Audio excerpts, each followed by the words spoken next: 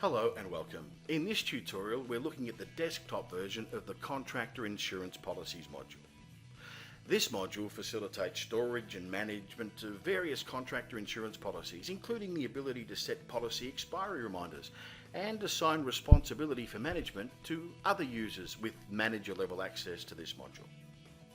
Like all system modules, the access and inclusions visible in this module vary according to individual user access levels, which are controlled via the user management module. For the purpose of this tutorial, we're seeing everything as a workplace administrator would see it. This module features the same fundamental layout as all modules in the system. Below the module name and icon are the main controls. In this case, a link back to the contractor management homepage, the option to add a new record, and the option to export all data from the module in CSV format. To the right of the module are the help notes and link to this video tutorial. Any records added prior to March 16, 2016 are contained within the archive that's accessible via the icon below the help tools. Archived records can be edited, viewed and exported. However, not all the functionality contained in the current Contractor Insurance Policy module is available in the archive. And below is the module list view. The controls at the top of the list and in the column headings allow you to search, filter and sort the list according to various criteria. The small export icon at the far right of the search and filter tools allows for export of the records after they've been filtered.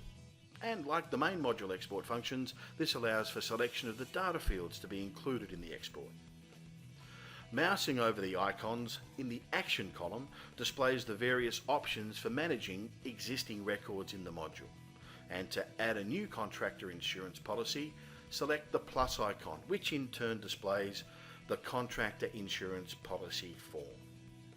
Selecting the up icon at the top of the form returns to the list view, but it does not save the record. Below the form help information, the first three fields in the form details area, the date created, the author and the responsible manager, which defaults to the author for all new records, are pre-populated. Placing your cursor in the Change Responsible Manager field displays the list of users with manager level access to this module. Entering the relevant manager's name narrows the options for selection. If you reassign responsibility, when a new manager is selected, their first and last name appear below the input area. Whenever a record is saved and responsibility has been reassigned, the new responsible user receives an email alert. The policy status must be set to active to enable all policy expiry alerts, as the field tooltip explains. Setting an insurance policy to inactive disables all email alerts for all policies associated with the record at the bottom of the form, regardless of the individual reminders being turned on or off. The compulsory contractor name field is required to associate the insurance policy with the contractor identification record, which must first be created in the contractor identification module before an insurance policy can then be linked. The insurance policy details area of the form allows addition of one or more insurance policies.